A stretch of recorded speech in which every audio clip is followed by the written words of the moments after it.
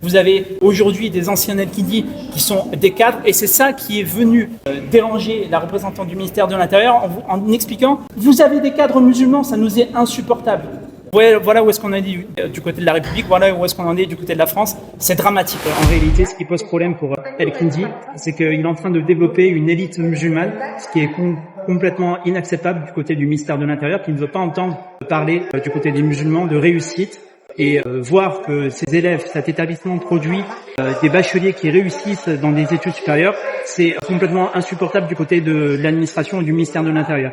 C'est une décision qui est profondément injuste, discriminatoire et islamophobe, complotiste. Il laisse entendre que derrière Al-Kindi, il y aurait des tenants des frères musulmans, alors que depuis 2009, chaque année, jusqu'en 2024, on obtenait des élargissements du contrat d'association. Donc en fait, ils sont en train de nous expliquer que l'État signerait avec des représentants des frères musulmans des financements publics au profit d'un établissement qui serait tenu par des frères musulmans. Tout ceci est invraisemblable, incompréhensible, intolérable. Et nous sommes scandalisés parce que nous avons entendu aujourd'hui du côté du ministère de l'Intérieur.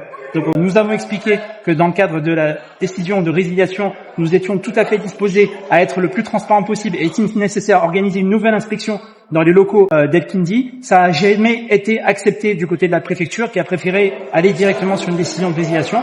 On a dit, dites-nous ce qui ne va pas, dites-nous comment il faudrait améliorer les choses. Jamais nous avons eu du côté de l'administration de la préfecture une réponse.